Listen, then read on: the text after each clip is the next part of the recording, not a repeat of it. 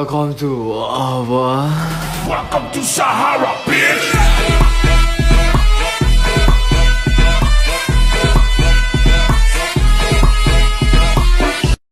A few moments later. Pengertian kesenjangan. Kesenjangan atau ketimpangan pendapatan adalah menggambarkan distribusi pendapatan masyarakat suatu daerah atau wilayah pada kurun waktu tertentu. Pembagian pendapatan ditentukan oleh dua unsur, yaitu harga yang diperoleh untuk faktor produksi yang ditawarkan dan jumlah faktor produksi yang dimiliki atau dapat ditawarkan. Apabila pemilikan faktor produksi timpang, maka akan menyebabkan terjadinya kesenjangan pendapatan sehingga orang miskin tetap miskin atau yang disebut dengan kemiskinan struktural. Ada masalah pasti ada penyebabnya. Demikian, kesenjangan pendapatan itu pasti ada faktor penyebabnya juga. Ada 8 poin penting yang harus kita perhatikan. Yang pertama, yaitu lajunya pertumbuhan penduduk. Yang kedua, tingkat pendidikan yang rendah. Yang ketiga, kurangnya perhatian dari pemerintah daerah. 4, belum meratanya program pembangunan yang ada. Yang kelima, masih terbatasnya akses masyarakat miskin terhadap pelayanan dasar. Yang keenam, melonjaknya jumlah pengangguran yang ada di Indonesia. Yang ketujuh, mahalnya pendidikan yang ada di Indonesia karena ketidakmampuan masyarakat miskin juga untuk mengakses. Dan yang terakhir atau yang kedelapan, yaitu terlahirnya ideologi kapitalis. Dampak ketimpangan pendapatan. Menurut penelitian yang dilakukan oleh Organisasi untuk Pembangunan dan Kerjasama Ekonomi atau OECD, ketimpangan pendapatan dapat berdampak signifikan secara statistik pada pertumbuhan ekonomi.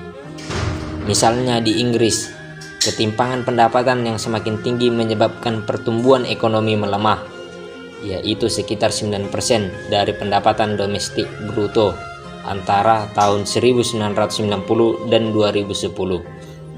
Sedangkan di Amerika Serikat, hal itu terjadi dengan presentasi hampir 7 poin. Hal tersebut menunjukkan bahwa mengatasi ketimpangan pendapatan yang sangat tinggi merupakan hal yang penting untuk mendorong pertumbuhan ekonomi yang kuat dan berkelanjutan, sebagaimana yang disampaikan oleh Sekjen OECD. Selanjutnya, indikator-indikator kesenjangan pendapatan. Adapun indikator-indikator kesenjangan pendapatan dibagi menjadi 3, yaitu 1. UMR yang ditentukan pemerintah antara pegawai swasta dan pegawai pemerintah yang berbeda. Kedua, PNS golongan atas lebih sejahtera dibanding petani. Ketiga, pertanian kalah jauh dalam menyuplai produk domestik bruto atau PDB yang hanya sekitar 9,3% di tahun 2010. Padahal Indonesia merupakan negara yang agraris.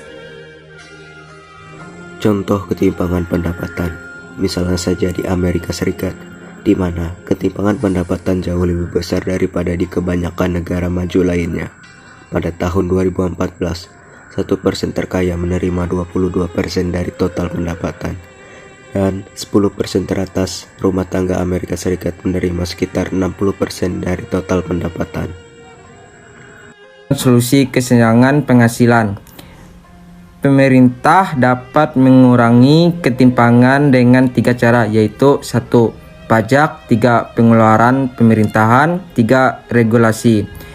Upaya mengatasi ketimpangan dapat sejalan dengan pertumbuhan dan peningkatan kesejahteraan.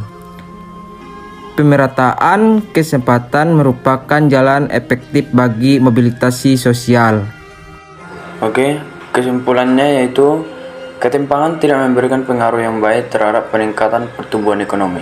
Pengaruh negatif ini mengisyaratkan bahwa peningkatan ketimpangan distribusi pendapatan akan menyebabkan pertumbuhan ekonomi semakin menurun. Ini dikarenakan tidak adanya pemerataan dalam pembangunan ekonomi. Hal ini terlihat dengan adanya wilayah yang maju dengan wilayah yang terbelakang dan kurang maju. Sekian dan terima kasih.